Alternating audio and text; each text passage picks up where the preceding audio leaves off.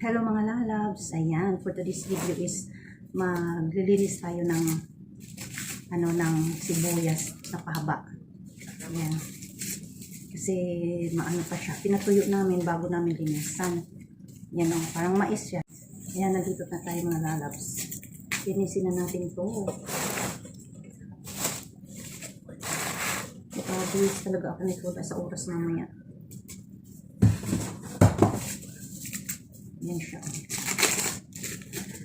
Para siyang mais.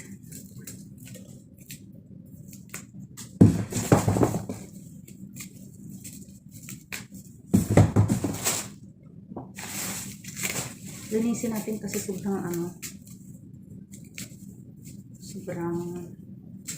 niya.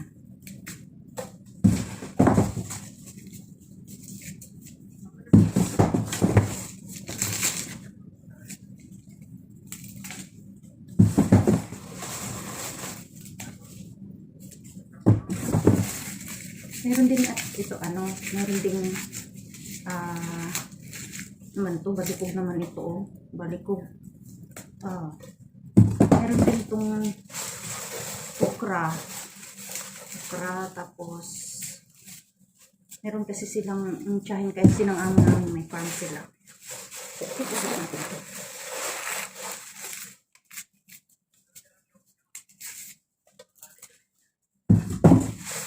Maano kasi, maano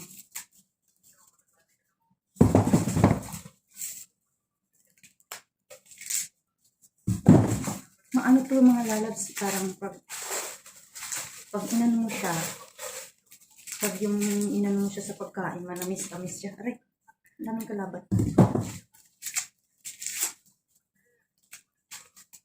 Hindi lang masyadong tanggalan ng mga ganyan kasi para hindi siya magtubig. Lang tanggalin yung nila gaano. Yung ganito ba, yung parang ugat-ugat.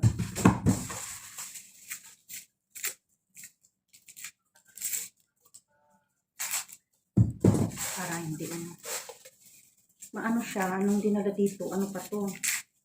Green pa yung dahon niya. Para siyang mais.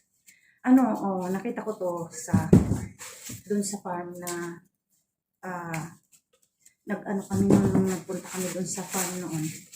Pag inano to mga lalabs, di ba pag yung sibuyas lang na bilog, parang ang bilis lang. Ito talagang haba na dun sa ilalim ng lupa.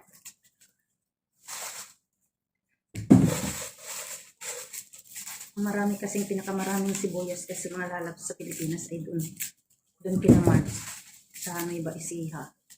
Marami silang, yun ang nila.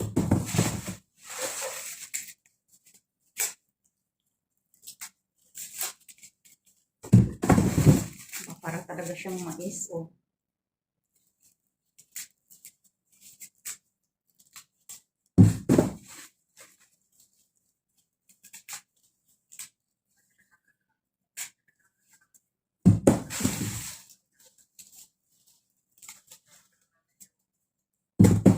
Masyadong tanggalan ng kasi para hindi siya magkana.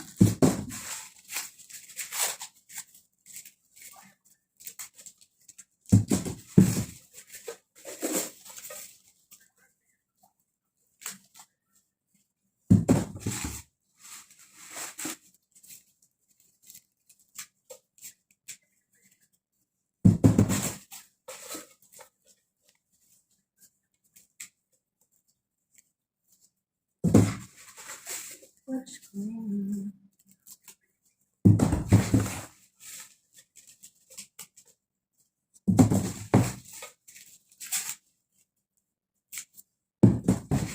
Yung bagong ito dating green pa yung dahon niya. Sabi ko kay Marge na tanggalin namin, hindi raw maganda sa akin.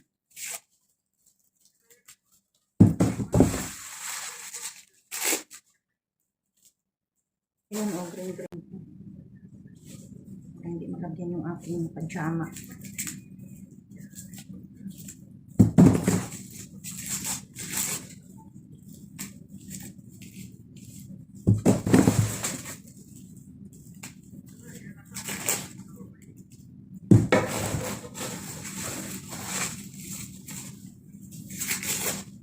nakakakita ako nito talagang naalala ko kasi kami mga lalabs. Uy, ang ingay mo. Meron akong katabi dito mga lalabs.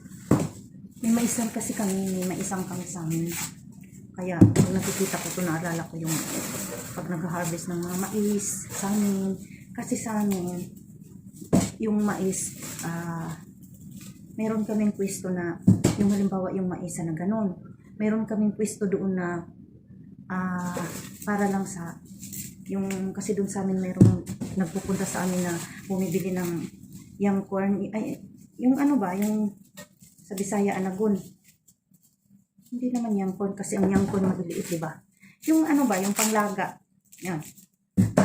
Meron kaming pwesto yung ano, tapos halimbawa dito banda, puro yung pinapa ano, yung pinapa ano ba? Pinapa ano ba yan? Pinapa talagang tuyo na ano ba, yung talagang pag inani na siya, dry na siya. Meron din kaming para pag may taong bumibili sa amin ng mga binibinta namin, meron din kaming pwesto na gano'n. Kaya pag yung halimbawang harvest time na ng mga tuyo, ay yung mga ano na ng mga mais, marami yan sa amin. Mga ilang tao silang nag-harvest, meron silang, kasi linya-linya yun eh, linya-linya. Merong tag-apat na linya, pero mahaba kasi gano'n. Pagkatapos niyan, binubuksan nilang gano'n, tapos ganyan, di ba? Tapos meron yung pag malalaki, hindi binubuksan. Ang nakaka-relate lang nito yung may mga nagtatanim ng mais. Yung pinakamalaki, na mga malaking mais na ganyan, hindi bubuksan. Pero yung medyo maliit, yun lang ang bubuksan. Yung ano ba, tinatanggal sa ano. Tapos, dadali na sa amin. Tapos, yung mga taong ano, yan, napinto na naman ako sa inyo. Kasi syempre, based ng aking experience na maliit pa ako. Punta sila sa amin, pagtapos na nila ma-harvest yung ano nila, pwesto. Tapos, aanhin na ng nanay ko, yung, kumbaga, ito yung sayo, ganyan. Itong, pag halimbawa ang nakuha nila, binibilang kasi. Yun, meron din sila. Ganun, amin. Ang tanim kasi dun sa amin ay mais, palay, munggo, coconut. Yan. Yan yung ano sa amin. Mga saging pala. Kami, ang dami namin saging din sa amin. Doon. Tsaka dati kasi nagulayan kami. Yan. Yung may kapatid ako dito, kasi nung namatay ang nanay at tatay ko, kasi meron na kaming gulayan. Yung nandito na kapatid ko, siya na ang ano, siya nang nagpatuloy sa ano namin, mga tanim na ano, gulay.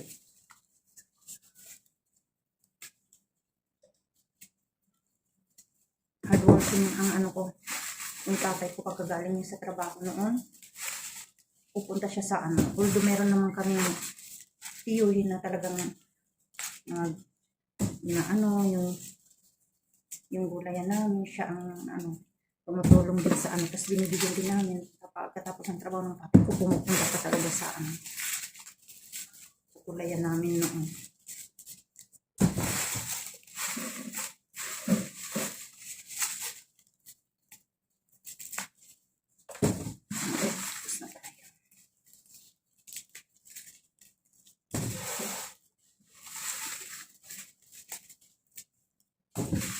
Para lumiit na, oh. Lumiit na masyula. Tinanggal ko eh, kasi baka mga moy. Si Marge, ayan o, si Marge na kanyelo. Huh?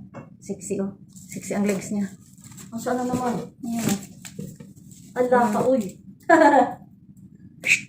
Para doon sa Baba mga ko na naman yan. para sa mga wako ko, ayan. Yun. Ito, doon to sa lugar nila Marge, maraming ganito. Pero sa kanila ni Marge, bilog. Hindi ganito na parang ano, tingnan mo oh, maliit no? Maliit ba? Bumukha ka pa kapag dyan. Yun ang Marge, bilog. Wala siya sa sabaw. Sa ano nila, marami silang, ito ang product ng Nueva Vizcaya. Ano? Ay, Nueva Ecija. Nueva. Ang amin, Magkaiba bang ito. Nueva Vizcaya? Ganito. Magkaiba ba ang Nueva Vizcaya at saka Nueva Ecija? Oo naman. Nueva Ecija sila.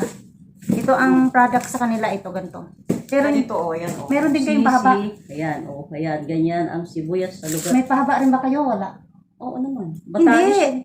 Ibig sabihin yun sa Reject inyo. yan. Hindi. Ibig kong sabihin may sa inyo bilog Wala, na. kasi may bilog, may Wala akong nakita. Lasuna ang tawag sa ganyan, lasuna. Ewan ko, dito ano. Lasuna Lasuna ay ano yun? Yung isa. Yung isa yung lasuna. Lasuna yan pag maliit. Aray po, kabayo. Bagong, ano pa naman siya, oh. Ayan, dito, ako ng sibuyas. At tinanggal ko na lahat. Para na namin ready to, gamit. And si Marge nagluluto. Nagluluto ng kanyang dinner. Ako tapos na ako kumain. Kaya, ayan. Ayusin ko na to, mga lalabs. Ayan. Kanin?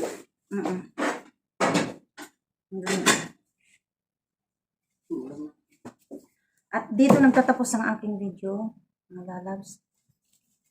Please, like, share, and don't forget to click the bell para ma-update kayo sa aking susunod.